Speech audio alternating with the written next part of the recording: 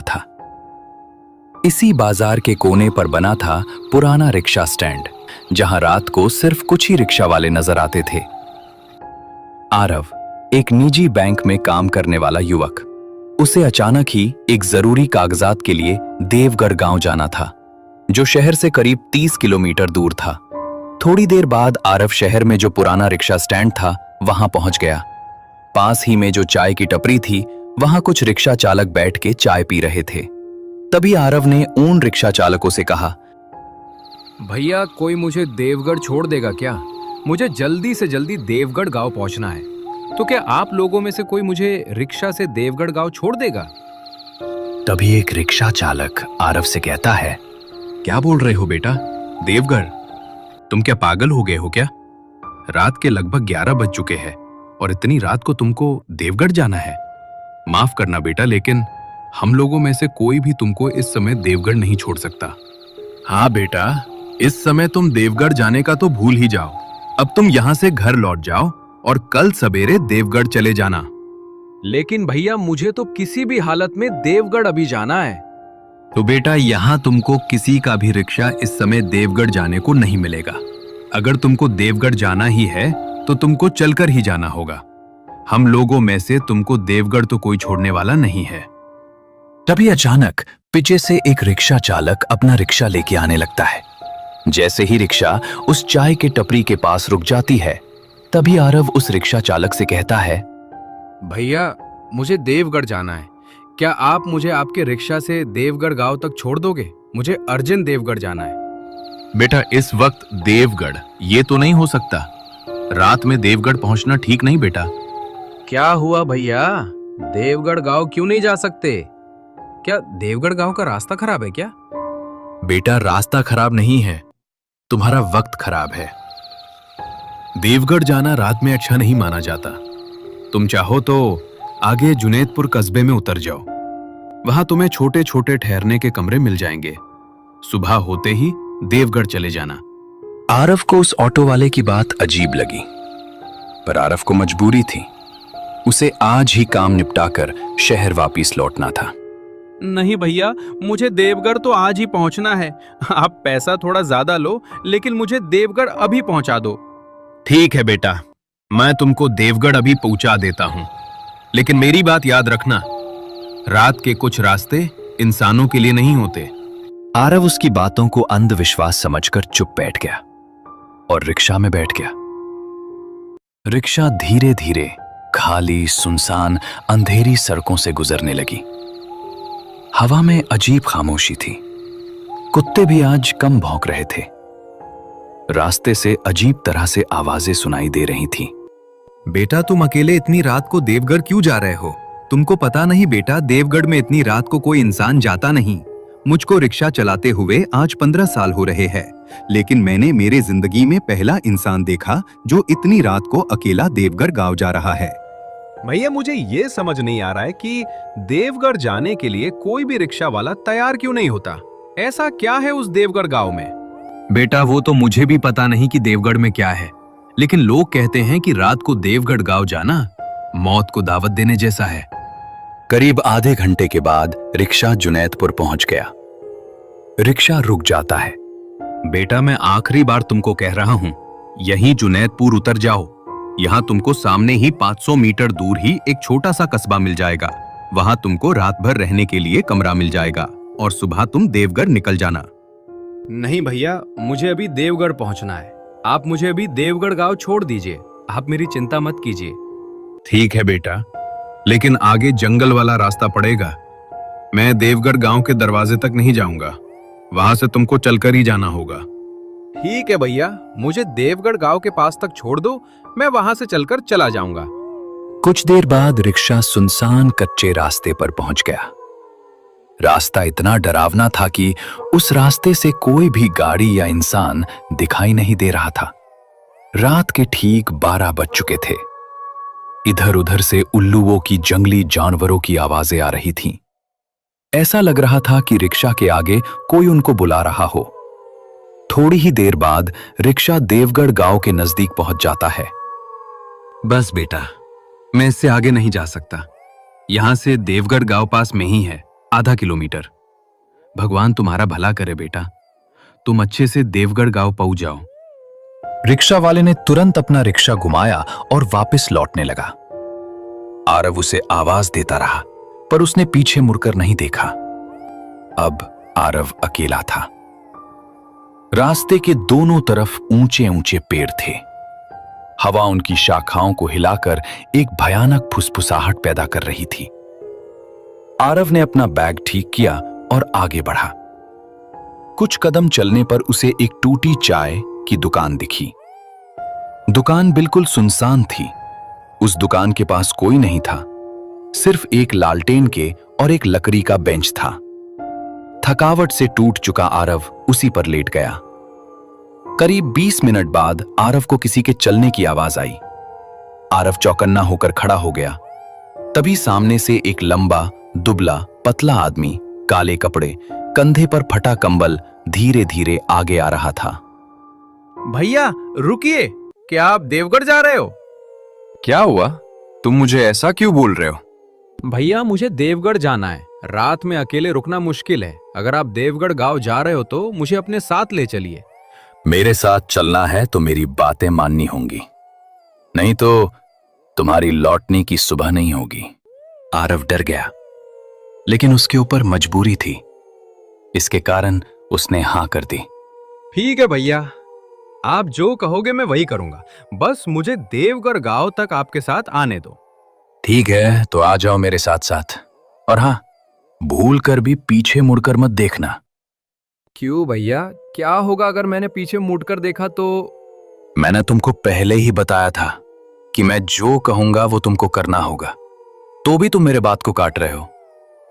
अगर मेरे साथ चलना है तो मैं जैसा बोलूंगा वैसा तुमको करना पड़ेगा, नहीं तो मैं चला।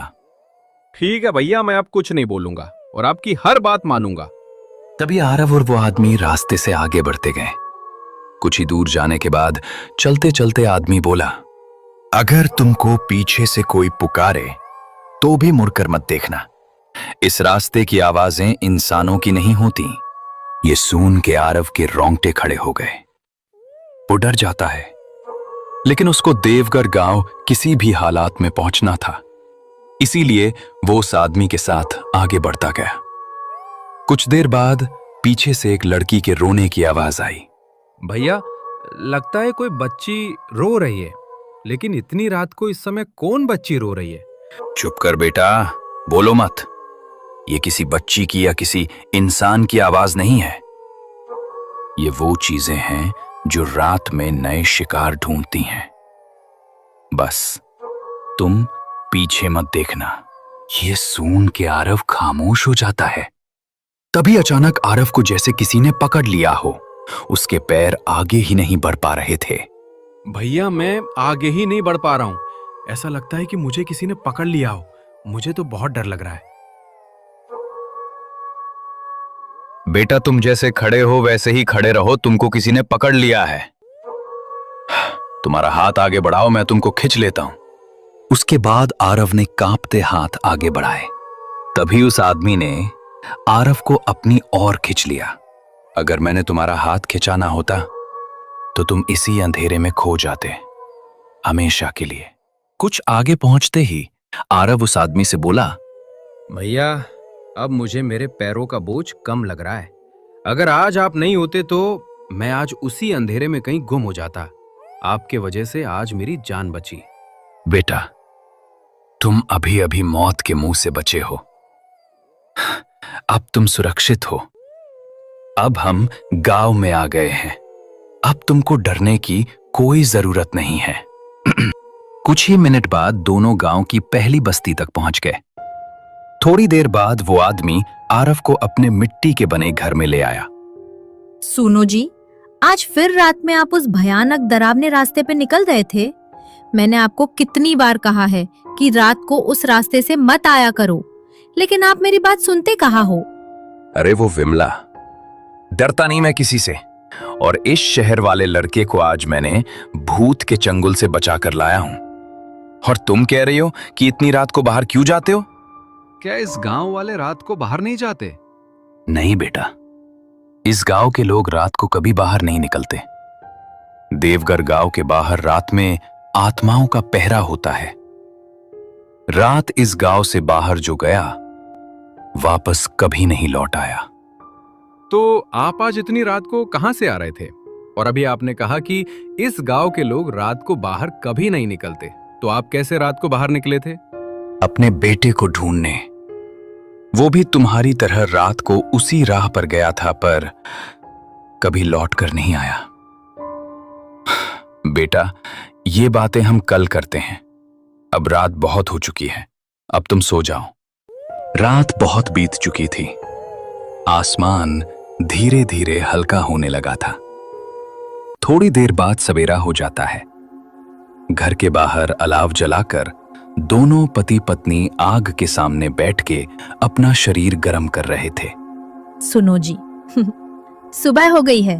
आपके उस शहर वाले की भी नींद पूरी हो गई होगी। अब उसके मन से रात का डर निकल गया होगा। घर के अंदर से आरव चुपचाप खिड़की के पास बैठा था। वो रात की घटनाओं से अब भी कांप रहा था। तभी आरव बाहर अलाव के पास आ जाता है। रात को आपने जो कहा था कि आपके बेटे के साथ, क्या सच में वही हुआ जो मेरे साथ हुआ था? बेटा, इस बात को पूरा 1 साल हो गया। हर रात मैं उसे उसी रास्ते से ढूंढने निकलता हूं। कभी कभी ऐसा लगता है कि वो मेरे पास में ही खड़ा है, लेकिन छूने जाऊं तो हवा में बदल जाता है। और कई बार तो ऐसा लगता है कि कोई घर में चल रहा है, पर जब देखते हैं तो कोई नहीं होता। मैं आज दोपहर में कागजात लेकर वापस चला जाऊंगा। नहीं बेटा, आज दोपहर नहीं। सूरज पूरी तरह सिर पर आए तब निकलना। यहां सुबह के वक्त भी साया भटकता रहता है। साया? कौन सा साया? मैं कुछ समझा नहीं। आखिर ये साया किसका है और इस गांव के लोग इसे इतना डरते क्यों है? वही जो मेरे बेटे को ले गया, और मेरा बेटा कभी वापस नहीं आया। उस साये ने मेरे बेटे को निगल लिया बेटा। थोड़ी देर बाद उस आदमी ने आरव को गांव के बाहर जो तालाब है वहां तक छोड़ने आ जाता है। तालाब का पानी ठहरा हुआ था, जैसे सालों से कोई लहर न उठी हो। वहां एक बुजुर्ग औरत मिट्टी के घड़े में पानी भर रही थी। अरे वो दामोदर, आज फिर रात में अपने बच्चे को ढूंढने गए थे क्या? हाँ, लेकिन बूढ़ी अम्मा, इस बार मैं घर अकेला नहीं आया था। इस बार मैंने इस शहर के लड़के को उस रास्ते से बचा कर लाया हूँ। बेटा, तुम इस गांव में शहर से क्यों आए हो तुमको पता नहीं? रात को इस गांव में किसी का साया घूमता रहता है। बूढ़ी अम्मा, मैं इस गांव में मजबूरी में आया था, इसीलिए इस भैया ने मुझे बचाया। बेटा, देवगढ़ में 2 तरह के लोग आते हैं। एक जिन्हें यहाँ कुछ खोजना होता है, और दूसरे जिन्हें यहाँ कुछ खोजना नहीं चाहिए था। उसी पल हवा में एक अजीब सी गंध फैल गई, जैसे कोई पुरानी सड़ी हुई मिट्टी उठ गई हो। तभी आदमी चिल्लाकर बोलता है, चलो यहां से जल्दी, वो साया फिर हमारे गांव की तरफ आ रहा है। जल्दी भागो बेटा, भागो अम्मा, नहीं तो हम सबको ये साया निगल लेगा। चलो जल्दी, भागो भागो। तीनों वहां से गांव की तरफ तेजी से घर की ओर भागने लगते हैं। भागते भागते आरव ने उस आदमी से पूछा, भैया, आखिर ये साया है कौन? कोई मुझे बताएगा? अभी नहीं बता सकता बेटा, तुम बस दौड़ते रहो, घर जाने के बाद सब बता दूंगा। भागते भागते दोनों आधे रास्ते में पहुंच गए। तभी अचानक आरव ने पीछे मुड़कर देखा तो उसको अपने पीछे लंबी सी काली परछाई आती हुई दिखती है। उसका ना कोई चेहरा ना आकार, बस एक ऊंची लहराती परछाई जो हवा के साथ आरव के पीछे पीछे आ रही थी। आरव डर से जम गया। तभी सामने से भागते हुए आदमी चिल्लाने लगा, बेटा पीछे मुड़कर मत देख, तू फिर से उसी जाल में फंस जाएगा। आरव झट से आगे मुड़ा और आगे भागने लगा। थोड़ी देर बाद दोनों घर पहुंच जाते हैं। घर पहुंचते ही दरवाजे पर खड़े होकर उस आदमी ने दरवाजा खटखटाया।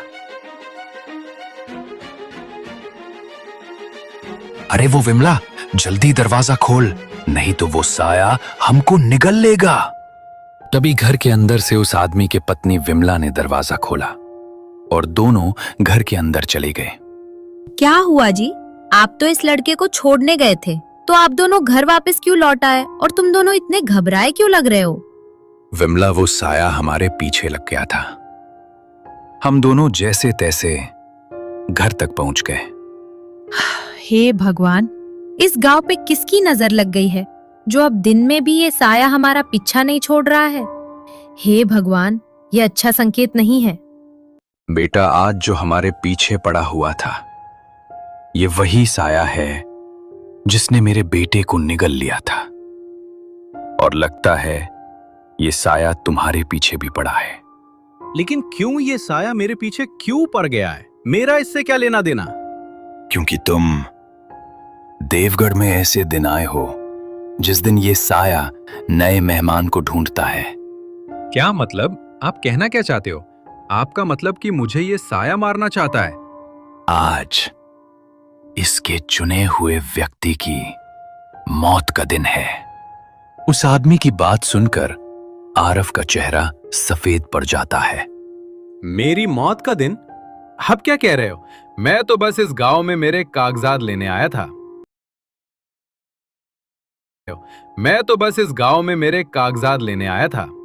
बेटा, इस साये का लक्ष्य कभी अचानक नहीं होता। ये उसी को चुनता है जो किसी अधूरी आत्मा से जुड़ जाता है। लेकिन मेरी किसी आत्मा से क्या दुश्मनी हो सकती है? तुमने वही गलती की जो मेरे बेटे ने की थी। कौन सी गलती? रास्ते में रात को किसी पुकार का जवाब देना, जो मेरे बेटे ने की थी और कल तुमने की। मैंने तुमको कल रात को समझाया था कि पीछे मुड़कर मत देखो और किसी का जवाब मत दो, लेकिन तुमने मेरी बात नहीं सुनी। ये सुन के आरव का दिल मानो धड़कना भूल गया था। उसका पूरा शरीर नीचे से ऊपर तक थर थर कांप रहा था। तभी आरव कांपते हुए बोला, कल रात को जो मुझे रोने की आवाज आई थी, वो लड़की जिसने बचाओ कहा था। हाँ बेटा, वही आवाज। लेकिन वो आवाज लड़की की नहीं थी। वो उसी साए की लुभाने वाली पुकार थी। जो भी उसकी पुकार पर ध्यान देता है, वो उसके निशान पर आ जाता है। तो अब मैं उस साये के मौत का शिकार बन गया हूं क्या? तभी उधर से उस गांव की बुढ़ी अम्मा आने लगती है। बेटा, तुम उस साये की शिकार तो बन गए हो, लेकिन बच भी सकते हो अगर अपनी किस्मत का एक काम पूरा कर दो तो। बुढ़ी अम्मा, आप जानती हैं ये लड़का इस साये से कैसे बच सकता है? साया जिसे चुन ले वो डर से नहीं, सच से मारा जाता है। कौन सा सच बूढ़ी अम्मा? बेटा, तुम यहाँ कागज लेने आए हो ना? कौन सा कागज लेने आए थे, पहले ये मुझे बताओ। मेरी कंपनी के पुराने खातों के कागजात, जो यहाँ देवगढ़ में एक बंद पड़े गोदाम में रखे हैं। दामोदर और बुरी औरत एक दूसरे को देखने लगे। उनके चेहरों पर डर की एक नई परत उभर आई थी। ये तो वही गोदाम है जहां मेरा बेटा आखिरी बार गया था। क्या आपका बेटा उस सरकारी गोदाम में गया था? लेकिन आपका बेटा उस सरकारी गोदाम में क्यों गया हुआ था? बेटा, वही गोदाम इस देवगढ़ गांव की सबसे पुराने मौतों का घर है। उस गोदाम में सालों पहले आग लगी थी। कई मजदूर अंदर फंसकर मरे थे। और कहते हैं उनकी आत्माएं आज तक उस गोदाम के बाहर नहीं आ पाईं। अब तक उस गोदाम में उनकी आत्माएं भटकती हैं। तो मैं अब क्या करूं? बेटा, अगर तुम सच में बचना चाहते हो तो आज उन्हीं आत्माओं को तुमको मुक्त करना होगा। मैं कैसे उन आत्माओं को मुक्त कर सकता हूं? बेटा, जिस कागज के लिए तुम इस गांव में आए हो, वही कागज आग के असली कारण को छुपाता है। कई मजदूरों की मौत को दुर्घटना नहीं माना गया था। वो किसी बड़े घोटाले का राज छुपाता है। बेटा, वो साया तुम्हारा पीछा इसलिए कर रहा है क्योंकि अगर तुम वो कागज ढूंढ लो तो उसके कैद किए गए लोगों की आत्माएं आजाद हो जाएंगी। मतलब ये सिर्फ भूतिया मामला नहीं, एक अपराध भी है। हाँ, और जिनकी आत्माएं मरी वो अपनी सच्चाई चाहते हैं और उनको न्याय मिलने की प्रतीक्षा कर रही है। तभी अचानक उधर से वो काली परछाई दरवाजे के बाहर दिखाई देने लगती है। न चेहरा, न आंखें, सिर्फ अंधेरा। चलो आरव, तुम्हारा समय पूरा हो गया है। ये साया तो दिन में भी आने लगा है। ये तो कभी दिन में नहीं आता था और आज तो ये घर के दरवाजे के पास तक आ गया है। इसका मतलब है इस शहर के लड़के को ये साया अपने साथ ले जाना चाहता है। तभी अचानक साया आगे बढ़ने लगा। उसकी परछाई कमरे में फैलने लगी। आरव दीवार से टिक गया। उसकी सांसें रुकने लगी। तभी उस आदमी ने एक पुरानी राख की थैली उठा ली। बेटा पीछे हट, ये मेरी आखिर की कोशिश है। उस आदमी ने उस राख को हवा में उछालकर ऊपर और फेंका। राख चमकती हुई परछाई पर गिरती है और परछाई जोर से चीखती है। साया पीछे हट जाता है। तभी आदमी सबको भागने के लिए कहता है, भागो जल्दी, नहीं तो साया फिर से जाग जाएगा। बेटा, गोदाम में जो सच है वही तुम्हें बचाएगा। जल्दी मेरे साथ बाहर निकलो। ये साया कुछ देर तक ही रुकेगा। डर से कांपता हुआ उस आदमी के पीछे पीछे दौड़ पड़ा। थोड़ी देर बाद रात हो जाती है। बाहर रात का अंधेरा अब और भी भारी लग रहा था। पेड़ों की शाखाएं ऐसे हिल रही थीं जैसे कोई बड़ी ताकत उन्हें खींच रही हो। बेटा भागते रहो, गोदाम यहीं से आधा किलोमीटर दूर है। ध्यान रखना, रास्ते में अगर कोई पुकारे मुड़ना मत और गोदाम में जाकर जल्दी अपना काम खत्म करना। मैं कोशिश करूंगा, लेकिन वो साया मुझे छोड़ तो देगा ना? नहीं, वो तब तक तुम्हारा पीछा करेगा जब तक तुम सच्चाई उसे नहीं सौंप देते। बेटा, वो रहा देवगढ़ गांव का पुराना गोदाम। गोदाम आधा जला हुआ था। कांच टूटा, दीवारें काली, दरवाजा आधा टेढ़ा। दोनों गोदाम के दरवाजे के अंदर चले जाते हैं। अंदर की हवा बिल्कुल ठंडी थी, मानो पूरा गोदाम मृत आत्माओं की सांसों से भरा हो। भट्टी की गंध, जली लाशों का एहसास और दीवारों पर गहरे काले हाथों के निशान। आरव की टांगें कांपने लगीं। ये कैसी जगह है? जिसके लिए तुम आए हो। दूर एक लोहे की अलमारी थी, धूल से भरी, पर ताला टूटा हुआ। दोनों अलमारी के पास पहुंचते ही आरव ने अलमारी खोली। अंदर फाइलें, पुराने रिकॉर्ड और एक मोटा रजिस्टर था। उस आदमी ने झट से रजिस्टर उठाया और आरव को दिया। बेटा, यही है मौत का सच। आरव ने उस रजिस्टर को खोला। उसमें साफ साफ लिखा था, मजदूरों की मौत कोई हादसा नहीं थी। गोदाम मालिक ने बीमा राशि पाने के लिए जानबूझकर आग लगवाई थी। उसी समय गोदाम का पूरा दरवाजा धड़ाम से बंद हो गया और अंधेरे में वो साया प्रकट हो गया। सच देने के लिए नहीं, खत्म करने के लिए खोजा जाता है। तभी काला धुंधला भूत आरव की ओर बढ़ा। आरव पीछे हट रहा था, लेकिन साया हर तरफ फैल चुका था। दामोदर ने एक और राख की मुट्ठी उठाई, लेकिन इस बार उस साए पर उस राख का कोई भी असर नहीं हुआ। उस साए ने उस आदमी को पकड़कर उसे हवा में उछाल दिया। आदमी दीवार से टकराकर गिरा।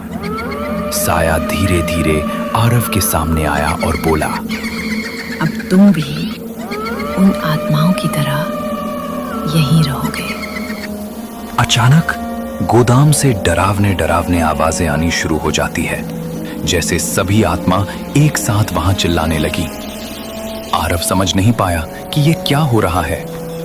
तभी दीवारों से दर्जनों मजदूरों की आत्माएं बाहर निकली, आग से झुलसे शरीर, काली आंखें, हाथ फैले हुए। वो आदमी फर्श पर पड़ा, चिल्लाया, बेटा तुम डरो मत, ये सभी आत्मा तुम्हें मारने नहीं आई है, ये तो इस साए को खत्म करने आए हैं। वो इन्हें वर्षों से बांधे रखता था। इन सभी आत्माओं को देख के साया पीछे हटने लगता है, पर मजदूर आत्माएं उस साए को घेरने लगीं। ये सब देख के साया चीख पड़ा, रुक जाओ, मैंने तुम्हें बांधा था। तुम सब मेरा आदेश मानोगे? नहीं तो मैं तुम सबको निगल जाऊंगी। लेकिन इस बार मजदूर की आत्मा उस साए की बात नहीं सुन रहे थे। उन्होंने उस साए को पकड़कर घसीटना शुरू कर दिया। गोदाम में ऐसी भयानक आवाजें गूंजने लगीं कि आरव अपने कान बंद कर लेता है। भागो आरव, सच लेकर यहां से निकल जाओ। लेकिन भैया मैं तुमको छोड़कर कैसे चला जाऊं? तुम भी मेरे साथ चलो। आरिफ, तुम्हारे पास ज्यादा समय नहीं है और तुम मेरी चिंता मत करो। तुम यहां से जल्दी भाग जाओ और सभी गांव वालों को इस साए से बचाओ। तभी सभी गोदाम को आग लग जाती है, लेकिन दोनों गोदाम के बाहर निकल जाते हैं। लेकिन वो आदमी पूरा घायल हो जाता है, उसका शरीर खून से लथपथ हो जाता है। बेटा तुम यहां से अब चले जाओ, अब मेरी सांसें पूरी हो गई हैं। तू बस सच बाहर ले जा, यही मेरी मुक्ति है। दूर मजदूरों की आत्माएं उस साया को घसीट रही थीं। साया तड़प रहा था, चीख रहा था, लेकिन मजदूरों की आत्माएं उस साए की एक न सुनती। उन्होंने साया को गोदाम के बीचों बीच खींचा और अचानक पूरे गोदाम में आग की भयंकर लपट उठी। साया की अंतिम चीख पूरे गांव में गूंज उठी। आंखों के सामने वो काला साया टूटने लगा, धुएं की तरह बिखरने लगा और एक झटके में पूरी तरह खत्म हो गया, जैसे उसने कभी जन्म ही नहीं लिया हो। जैसे उस साए के साथ इस देवगढ़ गांव का वर्षों का श्राप खत्म हो गया हो। थोड़ी देर बाद उस आदमी की सांसें रुक जाती हैं। आरव फूट फूट कर रोया, लेकिन वो जानता था उसे उस आदमी की आखिरी इच्छा पूरी करनी है। वो फाइल और रजिस्टर लेकर उस गांव में लौट आया। पहली बार देवगढ़ गांव में अंधेरे की जगह सुबह हुई थी। आरव दीवार के किनारे बैठा था।